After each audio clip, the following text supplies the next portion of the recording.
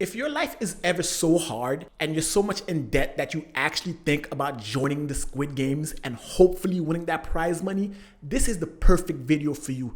Because on this video, we're gonna be looking at all 6 games of Squid Games, as well as, I guess we can call it Massacre Night. We're gonna dive deep into a perfect strategy that can help you win the Squid Games and win that 45 billion won, which is equal to about 36 million US dollars.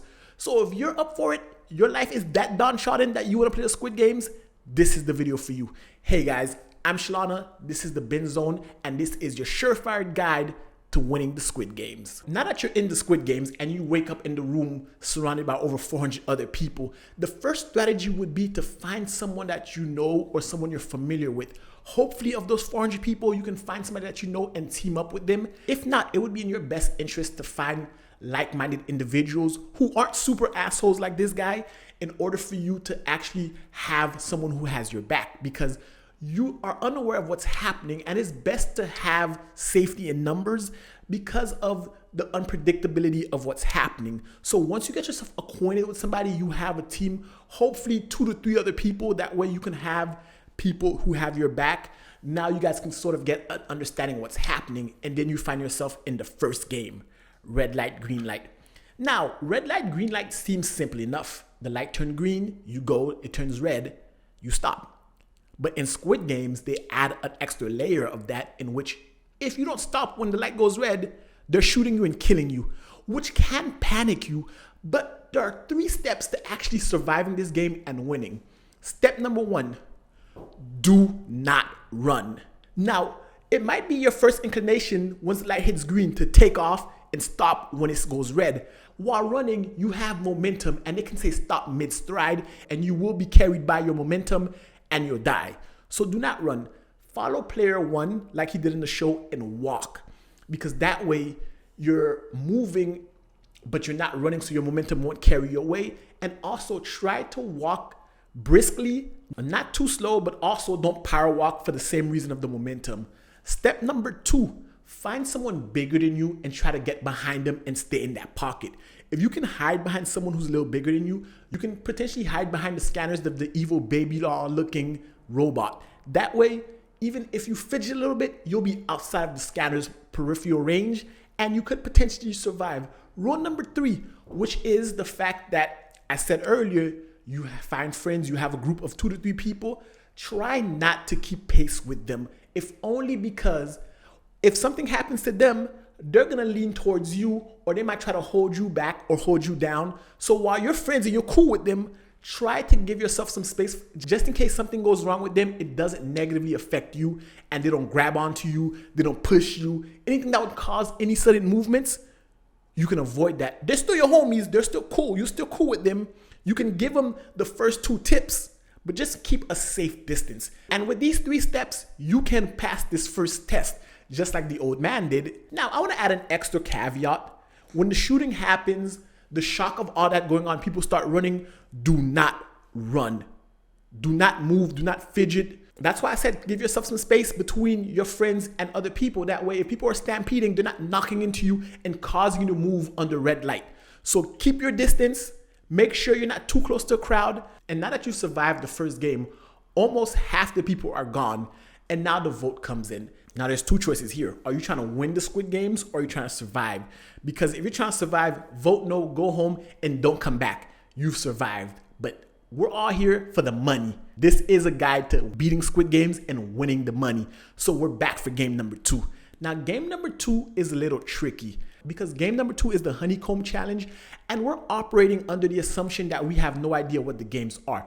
So when you're presented these shapes, I would always say go for triangle or square in any shape-driven challenge, especially if you're unknown, because a triangle and a square are angular and have the least amount of sides. A triangle has 3 sides and 3 points, a square has 4. Given that there's no square here, you'd go for triangle. Now, some people might be thinking go for the circular shape because circles are easy, but circles are not that easy. Where the triangle has the angles and the lines, straight lines, the circle itself is circular and there is no straight lines and there are no edges or corners that you can kind of cheat into, because a circle has to be perfectly circular in order to pass. It's not as easy as it seems. So these are the ranks of the shapes. Triangle is the easiest, then you would go star, then you would go circle and umbrella. Whatever you do, don't pick umbrella, but keep to the triangle. 3 sides. You can apply pressure to the sides of the triangle because you can break the outside of the honeycomb so long as you don't break the inside. So if you're applying pressure on 3 sides, you can break it out of it relatively easy and survive. Of course, there is the trick of licking the honeycomb, but we don't know that, so we're operating under the assumption that we don't know that. Now, if you see somebody else do it and that's an easier path, stick to the triangle and follow that strategy, because with that strategy, you too can beat this challenge. And don't forget to tell your teammates to pick the simple square too, because you need them to survive just in case. Now, moving on to Massacre Night. Hopefully you followed my advice and you have a team. You guys notice that they're about to start killing people, so you guys have each other's backs and you guys can move to the corner of a room in which people have to come head on. There's unity and strength in numbers, and they're most likely not going to attack the group of able-bodied individuals who are ready to defend themselves. So you will, just like the main character was, able to survive the night so long as you have a team besides you. Because if you choose to go alone, you're going to be targeted, you're by yourself, and you will die. If it's just you and another person, you guys can get overwhelmed, you will die. At least 3 people, you guys can seriously have each other's backs and survive the night and making it off to game number 3. Now, game number 3 is tug of war. Tug of war could be difficult, but thankfully the show taught us a strategy on how to win. They just implemented it wrong. So with this tug of war, you try to find as much able bodies as you can, as much strong people. But if you're not and you end up like the main character's team, follow their strategy with a little variation. You will line up exactly like the old man said, and you guys, as soon as the first 10 to 15 seconds happen, you follow his strategy. You plant your feet, put the rope under your armpit, lean back and hold off the other opponent. Let them expend their strength while you're just holding the line, because they're pulling and they're exerting more strength than you are because you're just supplanting yourself. Now, this is where the strategy variates from the show to my strategy. In the show, they start pulling right away and then they end up getting overwhelmed and then they try to 3 steps move, right? Well, in my strategy, as soon as the other team starts to fumble or they start to lose strength in pulling the rope, that's when you implement the 3-step strategy. You knock them down and then you pull with all your might, you drag them. Because at this point, they're expending energy, they've been knocked down, and by the time they scramble up to get back up and get their footing, repeat the 3-step strategy again to knock them off balance, and you keep that strategy going until you eventually pull them off and pull them to their doom. The show had it right with the strategy, they just had the wrong order. If you follow my order, you'll keep them on their toes, and it doesn't matter if they're stronger than you or not, because this strategy will always keep the opposing team on edge and off balance, and you can use that to your advantage and win the tug of war. At this point, we're halfway through the games and you've survived thus far, and your team has survived thus far because you're working as a unit. And now we get to game number 4, the marble game. Being that this is your first time in the Squid Games, you have no idea what this game is, so you have to choose a partner. It's best to choose one of the people that you've been working with thus far, but I will say, because we don't know the nature of the game, it's always best to keep your eye open. So you might try to pick the person who you feel is the most capable, the strongest, but that might necessarily not be the case because you just don't know the nature of these games. So you'll pick someone in your team, but you'll pick someone who you know will follow your lead, because in the team there's various different personalities. One person might be more strong-willed than another. You pick the person who's willing to follow your lead the most throughout your endeavors. Through the first 3 games and your various nights in this place, you'll choose the person who's been rocking with you and following your lead almost without question and you can depend on. And now we have the marble game. The easiest marble game is clearly the odds and evens game because that takes no prior skill or nothing. It's guesstimation. Now at this point it's where it gets tricky because it can come off as 50-50. But if you play it kind of like how you play poker and you kind of gamble a little bit, you might be able to win this game relatively fast despite your opponent and you playing a 50-50 game. Because at this point, it's all about guessing and gambling, right? Now, there's 2 ways to go about this. You can flat out lie to them and tell them, hey, let's play 50-50 and figure out a different strategy for both of us to survive. So you'll go first odd, I'll go first even, and we'll do that until we come up with a better strategy and we take our time, because we do have some time. Now, at this point, your opponent is someone that you chose who follows your every lead, like I said. So you will tell them they'll go first in guessing and you'll start off with odd, right? But this is where the lie comes in. You actually use an even number and you bet 5 marbles. At this point, they're going to believe you. They're going to say odd, it'll be even, and you're going to win 5 marbles from them. Essentially taking half of their marbles from them. Now they're left with 5 marbles to your 15. Now at this point, you're in complete control of the marble game. Now your opponent has to play catch up with you, and they have 5 marbles left. So they need enough marbles to gamble, and they need enough marbles for you to guess what they have. It can either be 1, 3, 2, and 4. At bare minimum, 4 being they can only bet 1.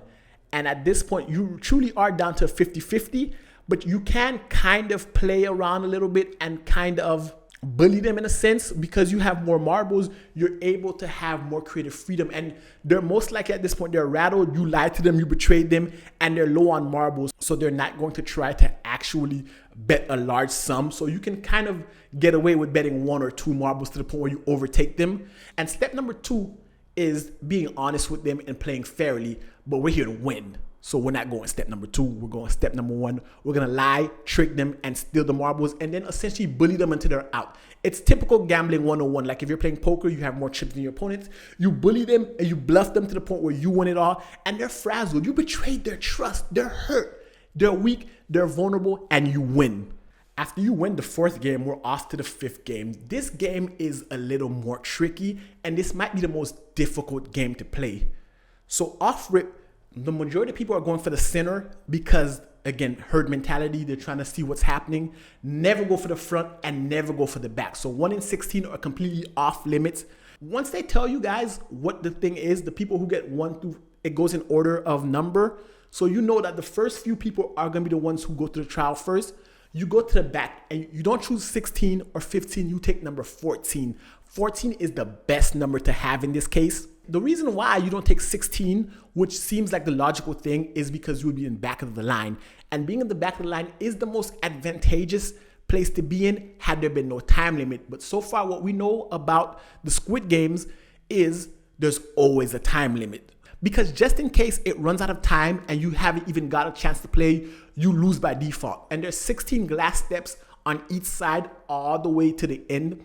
By the time it gets to you, it should only be about 2 to 3 glass panels left. And at this point, you drastically improve your chances of winning the game at this point, because you're following the person in front of you. And as people die off, your chances of survival raise even more. Granted, 16 may have the largest chance of survival, but because of the time limit, you don't want to be in the back of the line, but you want to be far enough that you're not all the way in the back. And you could say, why not be 15? Because 15 can also run out of time just like 16. 14 is enough to where you're up ahead, that if time is running out, you can haul ass and do what you need to do. You want to maximize your chances, and you choose 14, which is why Sung Woo actually chose that number. And if you've been following my guide, you'll notice that what I'm doing is a lot similar to what Sung Woo has been doing thus far, because throughout all the characters in Squid Games, he's been the one playing the game the smartest. Granted, he's a scumbag, but we're here to win the money. With being number 14, you follow this strategy, you survive, and you make it down to the 6th game. And finally, the 6th game, the Squid Game itself. At this point, if you made it to the Squid Games, this is the final game. And if you win, you get all that money. Now, you're probably thinking, which side should you be, attacker or defender? Because we saw the main character choose to be an attacker while Sung Woo was the defender. You're probably thinking, if I'm on offense, I can win. But no, being the defending player is the better strategy in this case. While it might look like being the attacker is the best bet because you're on offense and all you have to do is complete your objective to win, it's actually a lot more difficult being the attacker than the defender. Because as the defender, your only job is to stop the attacker from crossing the line. Now, with that being said, any method you do can win you this game. As the attacker, there's a part of the game where you have to hop on one leg, then you have to get past the defender, and then you have to get to the line. all while fighting the defender. So you have all these different nuances that you're paying attention to that you have to do. So if you choose to be the defender, all you have to do is stop the attacker, and you can do that anyway. We already have the knife from dinner. You can blind him, you can cut his legs off, you can do any sort of thing while focusing mainly on stopping him, while the attacker has to focus on the objectives of the game while also getting past you. So it's less work on your side, and all you have to do is stop him. If you can stop him, you win. He has to get past you and still complete the objectives. Now at this point, you go full savage on him. Stop him by any means necessary. Killing him, cutting his wrist, his leg tendons, anything you need, stabbing his leg, stabbing him in the back, anything to stop him from progressing. Because if he can't cross the line, he can't win. So if you impair his mobility, half the battle's done. And now all you have to do is finish the job. And once you finish the job, congratulations, you've won the Squid Game. You've won 45 billion won, which is 36 US dollars, and you've survived. As fucked up as this strategy may be, it is the best bet to win the Squid Games. And if you came to this video, granted my methods may be a bit savage, you will have won yourself $36 million, and all I ask is that you give me a cut. Thank you guys for watching this video. Squid Game was such an amazing show. I really enjoyed watching it, and I really enjoyed the heightened moments of it. And I thought to myself, I have to make this guide because I feel like I could win the Squid Games. Granted, I'm not that desperate enough to tip my chances and play, but if you are, follow this guide and you could win. Anyway, guys, that's it for this video. If you like the video, give it a thumbs up, hit the subscribe button, and until next time, binge on.